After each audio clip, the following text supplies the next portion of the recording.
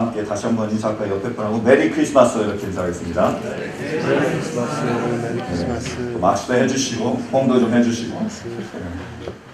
여러분 메리 크리스마스. 메리 크리스마스. 기쁘다고 이제 오셨습니다. 네. 믿으십니까? 아멘. 네, 우리에게 참된 기쁨이 될 줄로 믿습니다. 근데 이제 성경에 보면 이제 그런 말이 있습니다. 우리가 제가 책을 이제 보니까 이런 한국에 이런 책들이 나와 있더라고요. 하나는 피로사회, 책 제목이 피로사회. 한국이 굉장히 피로하다는 거예요. 옛날에는 없는 그러한 질병들이 굉장히 많이 생겼다. 그 중에 하나가 뭐죠? 심한 거? 우울증. 그죠? 그리고 정신 이상. 뭐 이런 것들이 굉장히 많아졌다. 그래서 이 사회가 굉장히 필요한 사회다. 그래서 제목이 피로사회예요. 또 하나의 책은 뭐냐면 절벽이라는 사회. 절벽 사회예요. 모든 게 다 절벽이 됩니다. 뭐 인구 절벽, 그 다음에 또 그 재정 절벽, 그런 절벽들로. 그래서 7가지인가 그것을 써서 그런 책들이 지금 많이 팔리고 있다고 그러더라고요. 지금 이 사회가 어떻다는 거죠? 필요하고 그리고 절망적이라는 겁니다. 여러분들의 삶은 어떻습니까? 지금 힘이 넘칩니까? 아니면 아침에 자고 일어났는데 여전히 찌뿌둥하고 여전히 피로하고 여전히 피곤합니까? 여러분 삶에 희망이 있습니까? 이 희망을 가지고 눈이 반짝반짝 하면서 열심히 살아가고 계십니까? 아니면 오늘도 이렇게 절벽 그 끝에 여러분들 서 있습니까? 성경에 보면 그 절망 가운데 고통 가운데 있는 그런 한 여인의 삶이 소개되고 있습니다. 이 여인은 베들레헴에 살고 있었어요. 그리고 남편을 만나서 잘 살아보려고 행복한 삶을 꾸려가려고 계획하고 있었습니다. 근데 그 베들레헴에 큰 흉년이 들었죠. 그래서 거기서 살지 못하고 남편과 두 아들과 함께 모압 땅으로 갑니다.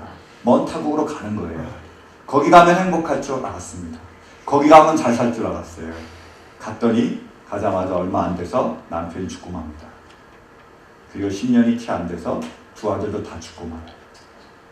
타국 땅에서 남편도 잃어버리고 두 아들도 잃어버리고 며느리 하나 데리고 자기 땅 고향으로 베들레헴으로 돌아옵니다. 베들레헴으로 딱 돌아오니까 고향 사람들이 그들 맞이합니다. 그래서 물어보는 거예요. 당신이 정녕 나오미인가? 라고 물어봅니다.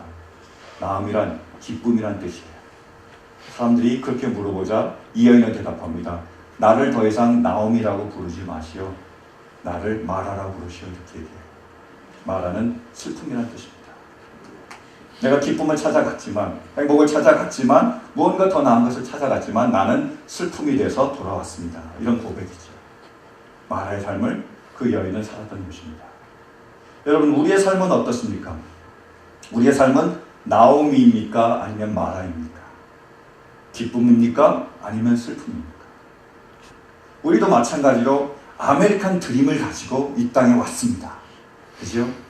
우리 땅 말고 다른 땅에 가면 미국에 가면 뭔가 낫겠지 그런 꿈을 가지고 왔어요. 그 땅에 가면 내가 잘 살 수 있겠지. 그 풍요한 나라에 가면 내가 풍요롭게 살 수 있겠지. 그 교육의 나라에 가면 우리 아이들이 교육을 잘 받겠지 라는 그런 아메리칸 드림을 가지고 많은 사람들이 이 땅으로 건너왔습니다. 와보니까 어떻죠? 첫 번째로 신분이 걸립니다.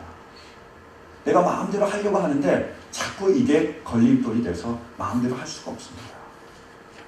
그리고요, 언어가 걸립니다. 영어가 걸리는 거예요. 말하고 싶지만 말이 잘 안 통해요. 굉장히 답답합니다. 제가 여기에 대한 그 에피소드 많이 들었는데 제 친구도 마찬가지였어요. 제 친구가 공부하러 왔습니다. 근데 이 친구가 애플 주스를 마시고 싶었어요. 그래서 식당에 들어갔습니다. 애플 주스를 달라고 계속 얘기했어요. 계속 얘기하는데 못 알아들은 거예요. 어떻게 하는지 아세요? 결국 커피 마시고 나왔습니다. 안 되니까 발음을 못 알아듣는 건지 안 되는 거예요. 또 다른 얘기가 있습니다. 어떤 사람이 그 커피숍에 들어갔어요. 그 커피를 시켰어요. 그냥 주문 될 텐데 물어봅니다. Room for cream? 뭐죠? 커피를 위한 룸을 좀 주길 원하느냐? 거기다 네가 밀크를 넣겠느냐? 그런 의미죠. 예스 했습니다. 그래서 커피를 줬어요. 근데 이 여자가 굉장히 화가 난 거예요. 나중에 알고 보니까 이렇게 얘기하는 거예요. 왜 맨날 그 룸을 크림을 달라 그래서 크림 내가 준다 그래서 내가 크림 주라 그랬는데 맨날 왜 크림 안 주고 왜 그냥 커피만 주느냐? 이렇게 가지고 굉장히 화가 난 거예요. 이해를 못한 거죠. 룸포크림, 룸을 주겠느냐, 이거 필요하냐 이랬는데 자기는 크림만 듣고 크림 주느냐 이렇게 물어보는 줄 알고 계속 대답했는데 크림은 안 주고 맨날 커피만 주니까 열받은 거예요. 그러니 한두 가지가 아닙니다. 어려워요. 근데 그 정도만 어려우면 괜찮은데 그 다음에 또 더 문제는 뭐죠? 애들하고 말이 안 통합니다. 한국말을 하면 참 좋겠는데 얘네들이 영어를 배우기 시작해서 영어를 배우기 시작하면 어떻게 되죠? 우리를 무시합니다. 발음도 무시하고 나중에 우리 자체를 무시하게 된다는 거죠. 문화적인 차이가 생깁니다. 벌어지는 거예요. 이게 뭡니까? 이걸 위해서 왔나? 이런 생각이 들 때가 있어요. 그리고 한국 사회나 미국 사회나 모든 지역에 전체적으로 잡혀있는 족쇄가 있습니다. 인간이라면, 이 세상을 살고 있는 사람이라면 결코 벗어날 수 없는 족쇄가 지금 우리 모든 인간들을 메고 있습니다. 묶고 있어요. 첫 번째가 뭔지 아십니까? 그게 물질주의입니다. 이게 우리를 탁 묶고 있어서 우리를 마음대로 하지 못하게 합니다. 물질주의가 가장 크게 팽배했던 때는 뭐냐면 산업혁명 때였어요. 아시죠? 산업혁명이 되면서 엄청나게 많은 물자가 생기면서 그때 물질주의가 굉장히 팽배했습니다. 근데 제가 역사 시간에 배울 때 이런 말을 하더라고요. 산업혁명이 일어나면 인간이 기계가 될 것이다. 이렇게 예언을 했어요. 저는 그 말을 듣고 그때 굉장히 웃었습니다. 비웃었어요. 무슨 인간이 기계가 되냐? 이런 생각을 했었어요. 근데 지금은 보니까 여러분 어떻게 생각하십니까? 인간이 기계가 되고 있습니까? 인간이 상품이 되고 있나요? 그렇다는 거예요. 한국은 직장에 들어가기가 굉장히 어렵습니다. 그래서 지금 모든 사람들이 스펙에 열을 내고 있어요. 혈안이 되고 있습니다. 스펙이 뭐죠? 뭐 말을 잘하는 거, 또 하기가 좋은 거, 뭐 좋은 학교 가고, 그 다음에 어떤 기능, 특별한 기능, 자격증, 그것이 굉장히 있어야 된다는 거죠. 그러니까 그 스펙이 있어야 그 좋은 그 기업에 들어갈 수 있습니다. 그러니까 이거를 따려고 막 노력하는 거예요. 심지어 안 되면 요리학원까지 막 가는 겁니다. 근데 여러분, 스펙이라는 단어가 어디서 왔냐면 specification이라는 단어에서 왔습니다. 이 단어는 어디에 쓰는 거냐면 상품에 쓰는 거예요. 예를 들어서 컴퓨터를 딱 우리가 사려고 합니다. 그러면 컴퓨터가 어떤 종류인지 얼마만한 기능이 있는지 우리가 모르잖아요. 그럼 사기 전에 뭐를 보느냐? 그 스펙을 보는 거예요. 모니터가 얼마 정도 크기가 되고, 그리고 하드가 얼마만큼 저장할 수 있고, 메모리가 얼마만큼 빠르고, 그 다음에 CPU가 뭔지를 그거를 거기다 다 적어 놓는 거예요. 그 스펙에다가 적혀 있습니다. 그걸 보고 상품을 사는 거예요. 혹시 제가 무슨 말 하는지 지금 잘 이해가 안 되시면 다시 얘기하겠습니다. 여러분, 물통을 사고 싶어요. 물통을 사고 싶은데 이 물통이 동그란 물통인지 아니면 네모난 물통인지, 물이 얼마만큼 들어가는지, 또 얼마만큼 빨리 들어갔다가 얼마만큼 빨리 나갈 수 있는지 그거를 적어 놓은 게 뭐라고요? 그게 스펙입니다. 제품에 쓰는 게 스펙이에요. 근데 지금 어디에다 쓰고 있죠? 사람에다가 스펙을 쓰고 있습니다. 상품이 되는 거예요. 기업에서 그걸 보고 사람을 고릅니다. 자기가 쓸 사람을요. 더 이상 사람의 인격이나 성품은 중요하지 않아요. 뭐만 있으면 되죠? 기능이요. 능력만 있으면 됩니다. 그래서 들어갔어요. 그러면 끝나느냐? 아닙니다. 승진을 해야 되잖아요. 뭘로 보죠? 기능을 보는 거예요. 능력이 있으면 착착 승진하지만 능력이 있으면 어떻게 됩니까? 짜증입니다. 이 사람을 빼서 다른 사람을 집어넣는 거예요. 여러분, 기계를 쓰다가 고장나면 어떻게 되죠? 아무런 미련 없이 부품을 빼서 다른 걸로 집어넣습니다. 그 전체가 마음에 안 들면 아예 다 버리고 새로 삽니다. 사람도 마찬가지예요. 쓰다가 이 사람이 잘 못하면 빼버리는 거예요. 다른 사람 끼워넣으면 되거든요. 상품이 되고 막 부속이 되고 막. 그래서 지금 우리 안에 옛날에는 없던 그런 질병들이 굉장히 많이 생기고 있습니다. 그 중에 하나가 바로 공황장애예요. 공황장애 아시죠? 공항에 있는 장애가 아니고 공황, 비어있는, 텅 비어버린다는 거예요. 근데 이 공황장애는 불안감과 초조감에서 오는 거예요. 내가 굉장히 무언가가 불안하면 어떻게 되느냐? 심장이 빨리 뜁니다. 혈액이 빨리 움직이고요. 호흡이 가빠져요. 그러니까 어지러움 증세가 생기는 거예요. 그러다가 쓰러지기도 하고 심지어 죽기도 하는 거예요. 그 불안 때문에 이런 일들이 벌어지는 거예요. 왜 그러느냐? 불안하지 않아야 될 때도 이런 불안감이 생긴다는 거죠. 날마다의 삶이 불안하잖아요. 날마다의 삶이 초조하잖아요. 날마다 생존 경쟁 속에서 살아가잖아요. 내가 잘못하면 잘리는 겁니다. 우리 가족이 다 굶게 되는 거예요. 그러니까 열심히 일해야 되고 열심히 주일 날도 나가서 일해야 되는 거고 밤늦게까지 일해야 되는 거고 싸워야 되는 거예요. 저 사람이 쓰면 나는 죽습니다. 그러니까 저 사람은 어떻게든 내려와야 돼요. 나는 어떻게든 올라가야 되는 겁니다. 그런 생존 경쟁 속에서 살아가고 있는 거예요. 그 날마다 불안하죠. 잘릴 수 있습니까? 초조합니다. 그것이 기능이 마비가 되거나 역기능이 일어나서 아무 때나 불안한 거예요. 그게 공황장애입니다. 여러분, 물질주의가 우리에게 무엇을 가져다 줬습니까? 인간을 기계로 전락시켰어요. 부품으로 전락시켰습니다. 용서가 없습니다. 자비가 없어요. 그리고 우리에게 불안과 초조를 가져다 줬습니다. 날마다 사는 게 불안하고 초조한 거예요. 또 하나의 족쇄가 있습니다. 그게 개인주의입니다. 하나님은 태초에 아담을 만드셨습니다. 근데 혼자 있는 걸 딱 보니까 좋지 못한 거예요. 그래서 돕는 배필 하와를 만들어 주셨어요. 둘이 사는 걸 보시고 아름답다고 보기 좋다고 하셨습니다. 인간은 뭐지요? 서로 도우며 서로 같이 사는 그러한 존재가 바로 인간입니다. 한 사람이 넘어질 때, 한 사람이 쓰러질 때 받아주는 것이 이것이 바로 인간입니다. 그럼 내가 넘어지고 내가 쓰러질 때 이 사람이 받아주는 거예요. 그것이 하나님이 우리를 위한 하나님의 창조된 계획입니다. 제가 마을 옛날에 살 때는 제가 섬이라서 그런지 모르겠지만 마을에 무슨 행사가 있으면 모든 사람들이 다 모였습니다. 돌잔치가 있어요. 다 와요. 다 막 즐거워하면서 다 기뻐하면서 다 축하해 줍니다. 다 오는 거예요. 집이 차고 넘칩니다. 그 다음에 누가 돌아가시면 다 갑니다. 위로해주고 곡도해주고 어려운 일을 다 나눠서 해줍니다. 농사하다가 어려우면 다 도와줘요. 이런 삶을 살았어요. 근데요, 개인주의가 습격해 들어왔어요. 마을 사람들 다 끊어버립니다.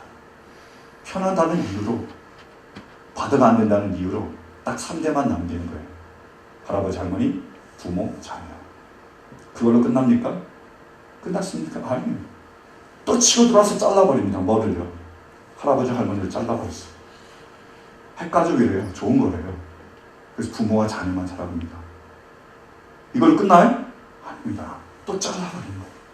부모와 자녀를 잘라버립니다. 다 따로 놀아요. 그죠? 다 따로 놉니다. 받아하지 말래요. 귀찮대요. 그걸로 끝나나요? 아니요. 남편과 아내를 잘라버립니다. 자녀들을 다 잘라버립니다. 다 개인주의입니다. 식당에 들어와도, 한 식구가 들어와도 다 스마트폰 하고 있는 거예요. 다 스마트폰 하고 있어요. 다 자기만의 세계에 빠져 있습니다. 벽이 없는 벽 속에 갇혀서 살아가고 있는 거예요. 그게 개인주의입니다. 다 잘라버린 거예요. 그럼 편하고 좋습니까? 아니요. 외로워요. 고독합니다. 힘들어요. 내가 힘든데 아무도 도와줄 사람이 없고요. 내가 그 사람을 도와주면 내가 받을 수 있는, 나눌 수 있는 기쁨도 없습니다. 여러분, 지금 치매가 큰 문제인데 치매의 원인은 환경적인 요인과 신체적인 요인과 또 하나의 요인이요, 감정적인데 외로움이 있대요. 외로우면, 사람 혼자 있으면 치매가 심해진다고 합니다. 그래서 일본에는 이 치매를 치료하기 위해서 물개 로봇을 만들었어요. 치매 걸린 사람은 개나 고양이나 그런 펫을 기를 수가 없습니다. 관리할 수 없잖아요. 그래서 그냥 물개로 로봇을 만들어준 거예요. 이 로봇이 하는 일은 아무것도 없습니다. 그냥 꼬리치고 이렇게 걸어다니고 이렇게 소리만 가끔씩 내는 거예요. 그런 물개 로봇을 그 치매 걸린 노인에게 붙여줬어요. 그랬더니요, 그 치매 노인이 실어증이 치료가 됐습니다. 왜냐면 대상이 생긴 거예요. 말할 수 있는 사람이요. 말 안 해서 말을 다 까먹었는데 말할 대상이 있으니까 계속 말하잖아요. 말하다 보니까 실어증이 치료되고 치매가 치유가 되는 거예요. 일본에서는 이걸 계속 개발하고 있습니다. 여러분, 작년 추석 때 한국에서 어떤 할머니가 119에 전화했어요. 왜 전화했냐면 외로워서. 추석인데 아무도 나를 찾아오는 사람이 없어요. 너무 외롭습니다. 말할 사람이 없으니까 119에 전화한 거예요.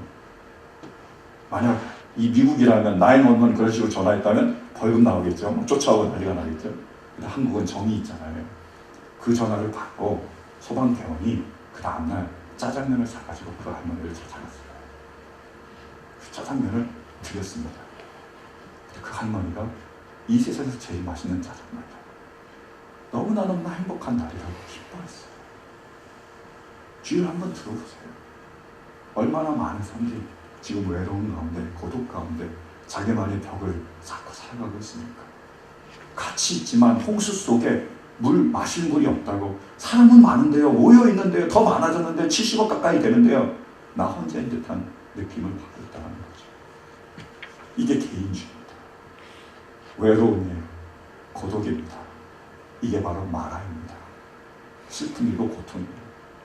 그러면 이러한 마라 가운데, 이러한 고통 가운데 이 마라를 치유할 수 있는 치유책이 있습니까? 이 절벽 가운데, 우리가 절벽 끝에 서 있는데 과연 우리에게 희망을 줄 수 있는 그 무엇인가가 있습니까? 무엇이죠? 이 마라의 고통을 앓고 있는 또 하나의 여인이 나옵니다. 이 여인은 나사렛에 살고 있었어요. 나사렛은 인구가 500도 안 되는 아주 자그마한 동네입니다. 그리고 갈릴리아와 가까이 있기 때문에 많은 이방인들이 취급하는 그런 동네예요. 그러니까 지저분한 동네고, 그리고 우리가 이제 성경적으로도 얘기하면 섞여 있는 동네입니다. 이방인, 유대인들이 싫어하는 동네예요. 근데 거기서 살면서 가난한 목수하고 정혼을 했습니다. 결혼하기로 약속을 했어요. 그 여인의 이름이 뭐죠? 마리아잖아요. 근데 마리아는 원래 마라에서 왔습니다. 이 여인이 정말로 견딜 수 없는 고통과 슬픔 가운데 있다고 얘기하는 것이 아니라, 이 마리아는 실은 마라를 앓고 있는, 마라 가운데 괴로워하는 사람들을 대표하는 거예요. 아담이 모든 인간을 대표했듯이, 예수님이 모든 그런 구원의 대표가 되듯이, 이 마리아가 모든 고통을 받는 자들의 대표가 됩니다. 우리가 고통 가운데, 마라 가운데 있는데 누가 우리를 치유할 수 있습니까? 거기에 해결책을 제시해 주는 거예요. 하나님이 치유책을 주셨습니다. 마리아에게 선물을 주셨어요. 누구시죠? 예수 그리스도십니다. 예수 그리스도를 받고 마리아는 하나님을 찬양합니다. 그 찬양의 내용이 바로 누가복음 1장이에요. 한번 보실까요? 누가복음 1장. 천천히 시작. 그리하여 마리아가 말했다. 내 영혼이 주님을 찬양하며 내 마음이 내 구주 하나님을 좋아함은 그가 이 여종의 비천함을 보살펴 주셨기 때문입니다. 이제부터는 모든 세대가 나를 행복하다 할 것입니다. 여기까지 보겠습니다. 뭐라고요? 이 여종의 마라 가운데, 고통 가운데, 비천함 가운데, 비참함 가운데 빠진 나를 하나님께서 긍휼히 여겨주시고 돌보아 주셨습니다. 그래서 나에게 누굴 주셨죠? 예수 그리스도를 보내주셨습니다. 예수를 통하여 이제 나는 행복한 사람입니다. 나의 모든 마라가 나오미로 바뀝니다. 나의 모든 고통이 기쁨으로 바뀝니다. 찬양합니다. 여러분, 예수님이 왜 이 땅에 오셨습니까? 하나님 왜 예수님을 보내주셨죠? 그 답이 바로 오늘 본문 말씀입니다. 누가복음 4장 말씀 보실까요? 18절, 19절입니다. 시작. 주님의 영이 내게 내리셨다. 주님께서 내게 기름을 부으셔서 가난한 사람에게 기쁜 소식을 전하게 하셨다. 주님께서 나를 보내셔서 포로된 사람들에게 해방을 선포하고 눈먼 사람들에게 눈뜸을 선포하고 억울한 사람들을 풀어주고 주님의 은혜를 선포하게 하셨다. 아멘. 여기서 주님이 누구죠? 하나님이십니다. 하나님의 영이 내게, 나가 누구죠? 예수님이에요. 하나님의 영이 성령님께서 예수님께 내리셨습니다. 그래서 하나님께서 예수님에게 기름을 부으셔서 가난한 사람들에게 기쁜 소식을 전하게 하셨습니다. 그래서 하나님께서 예수님을 보내셨습니다. 그럼 예수를 보내신 목적, 예수님이 이 땅에 오신 목적이 뭐죠? 뭡니까? 포로된 사람들에게 해방을 선포하고, 두 번째는요, 눈먼 자들의 눈먼 것을 뜨게 하고, 세 번째는요, 얽매인 사람들을 풀어주는 겁니다. 네 번째는 그래서 은혜의 해를 선포하는 거예요. 그래서 예수님은 이 땅에 오셨습니다. 예수님 왜 이 땅에 오셨다고요? 첫 번째로 벌써입니까? 첫 번째로 뭐야? 그렇죠. 포로된 자들에게 해방을, 자유를 주시려는 거예요. 여러분, 우리는 자유자입니까? 포로입니까? 세상 사람들은 자유합니까? 포로가 됐습니까? 요한복음 8장 34절은 말합니다. 죄를 짓는 자마다 죄의 종입니다. 세상 사람들이 죄에서 자유합니까? 아니면 죄에 묶여 있습니까? 그들이 정말로 죄를 짓지 않기를 원해요. 나는 절대로 죄를 짓지 않겠다. 죄를 안 지을 수 있습니까? 나는 정말로 죄에서 벗어나고 싶다. 벗어날 수 있습니까? 없습니다. 없어요. 안 됩니다. 그래서 죄의 종이 된 거예요. 내가 원하지 않아도 죄를 지을 수밖에 없고, 내가 아무리 원해도 죄에서 벗어날 수 없습니다. 그러니까 죄의 종이 된 거예요.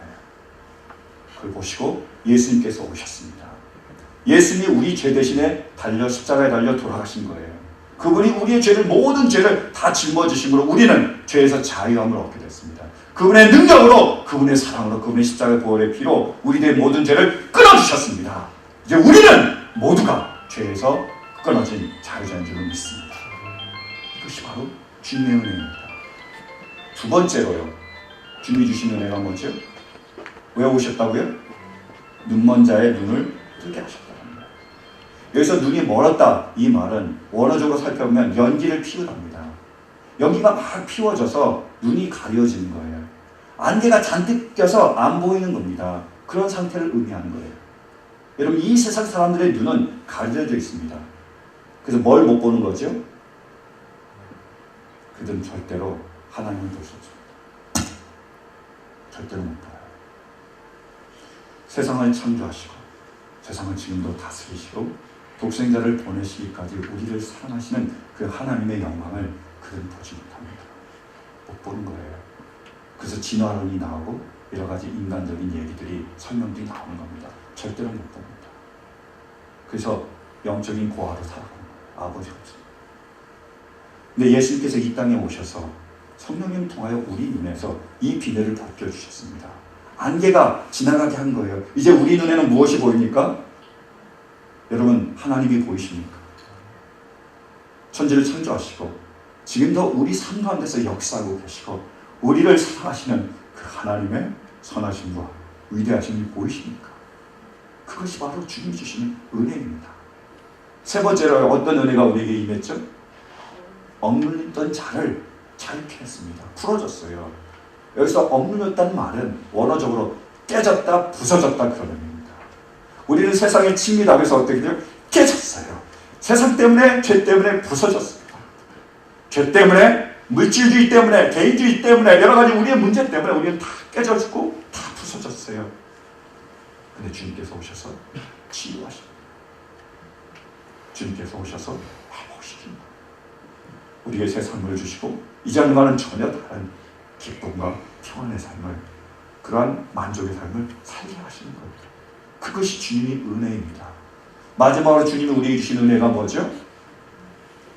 뭐죠? 여기까지입니까? 뭐죠? 은혜해를 선포하십니다.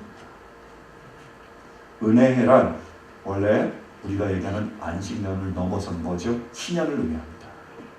유대의 풍속 중에는 희년이 있었어요.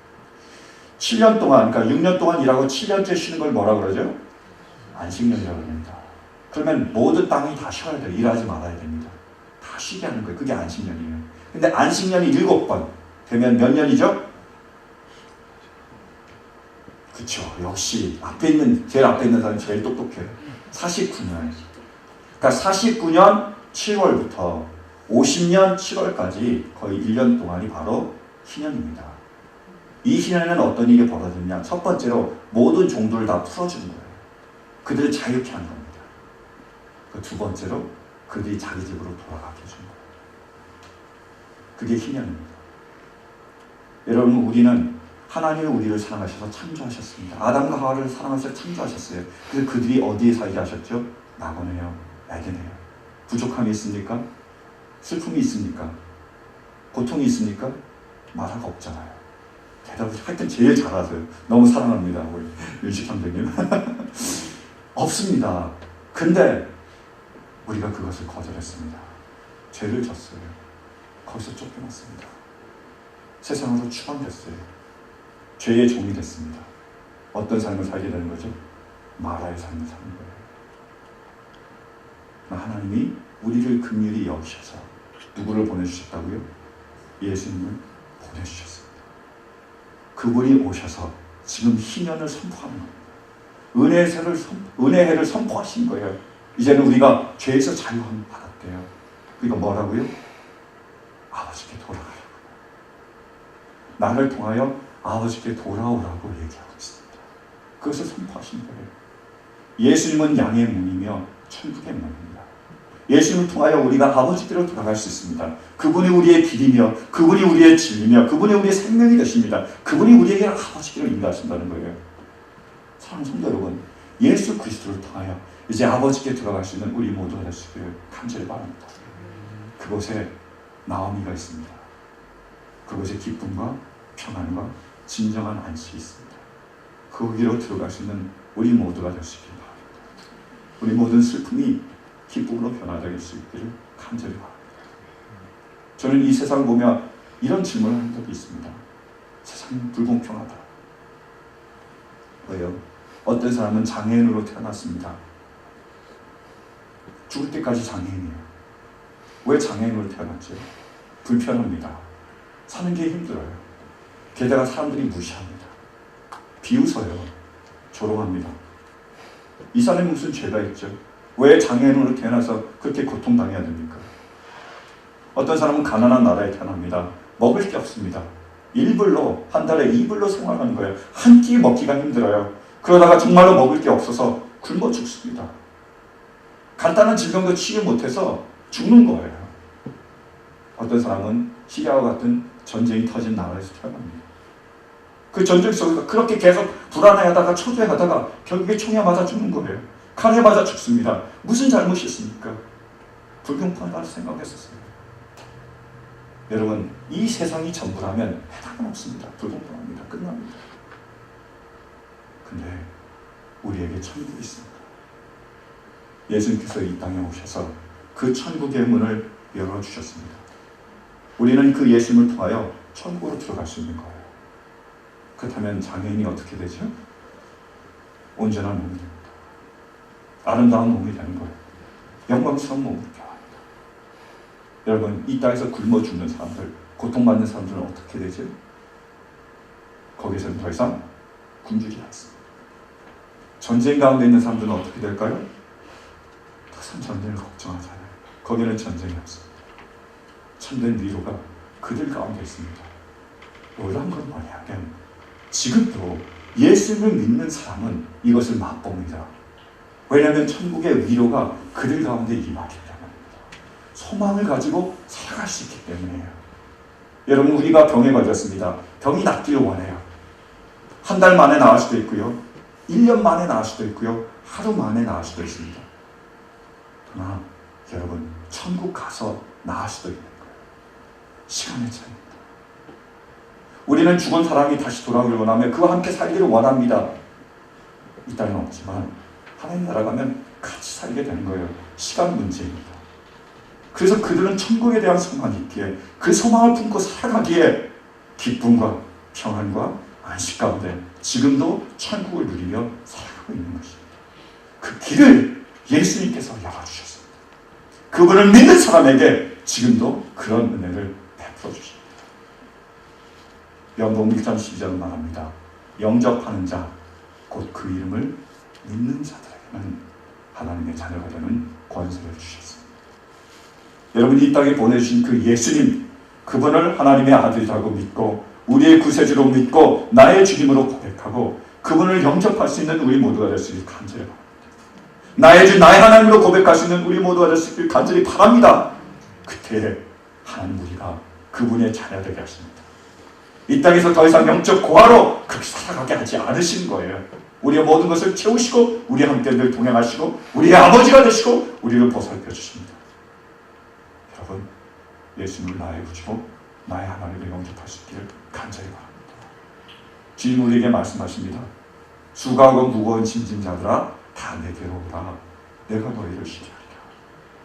그분께 우리의 문제를 다 알고 그분께 우리의 문제를 다 내려놓으면 그분은 그분의 평안으로 그분의 사랑으로 그분의 위로로 우리를 채우십니다. 이런 은혜가 우리 가운데 있을 수 있기를 간절히 바랍니다. 그것이 주님 이 땅에 오신 이유입니다. 사랑하는 성도 여러분, 이 시간 우리가 함께 기도하기 원합니다. 여러분 기도하실 때에 혹시 질병으로 고통받는 분이 계시면 이 시간 자기가 질병받는 부위에 손을 얹고 기도하기 원합니다. 그리고 이 시간에 마음의 그 고통 때문에 여러 가지 문제로 인한 마음의 상처나 마음의 쓰라림 때문에 고통받는 분이 계시다면 가슴에 손을 얹고 기도하기 원합니다. 이 시간 우리가 믿음을 가지고 기도하겠습니다. 주님이 이 땅에 오신 이유는 바로 우리를 치유하시기 위함이며 우리를 회복시키기 위하십니다. 지금은 우리에게 은혜의 해를 선포하셨습니다. 사랑하는 주님, 우리가 그 말씀을 가지고 믿고 아버지께 구합니다.